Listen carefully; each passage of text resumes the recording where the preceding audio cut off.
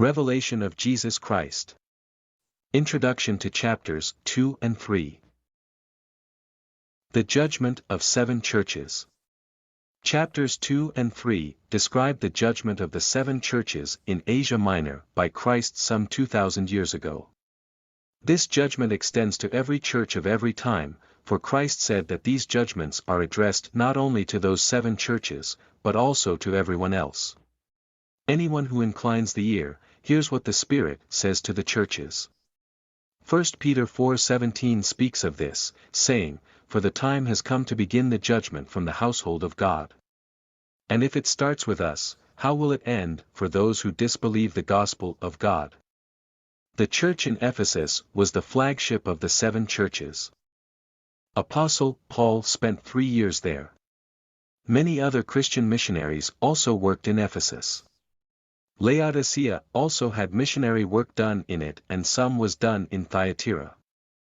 These 7 churches were historical organized churches with buildings.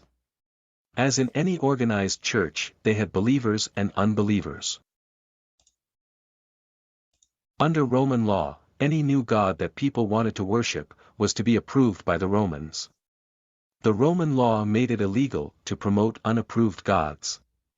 Now, Apostle John was promoting Christ not as a god, but as the God the Creator, yet the Jews convinced the Romans that Christ was just a god. And since Christians would not bow to Caesar as to a higher god, the worship of Christ was unapproved by the Romans. So, Apostle John was exiled to the island of Patmos for preaching Christ. Patmos was located relatively close to these 7 churches. And since violators are mostly imprisoned in locations close to their crime, this strongly suggests that Apostle John was exiled for teaching Christ among these very churches he now writes to. Because of Apostle's prior relationship with these 7 churches, they knew each other. They were probably visiting each other, learning from each other and imitating each other's ways, the good, as well as the bad. Today's churches imitate each other as well and form small networks of learned ecclesiastical behavior. Christ tells the churches of today to pay close attention to the judgment of the 7 churches, because his words also apply to us.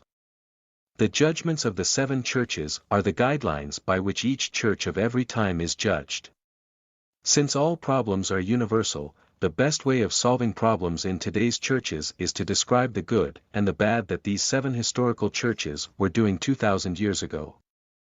And to present solutions to fix such problems. But if churches of today do not fix the problems, they get removed. After chapter 4 of the Revelation, we no longer find established churches with buildings. The only reference to church at that future time is to scattered groups of believers. This means that the judgment of every organized church will be completed by the time the future events recorded after chapter 4 begin taking place. All organized churches will be destroyed.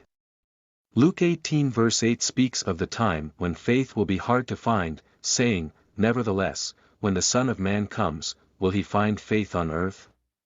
After chapter 4, these scattered groups of believers on earth will be the Church of Christ. But without buildings. Because of slanderous news, they will become unpopular and meet in private, even in secret. This will be similar to the way Christians were slandered and persecuted 2,000 years ago.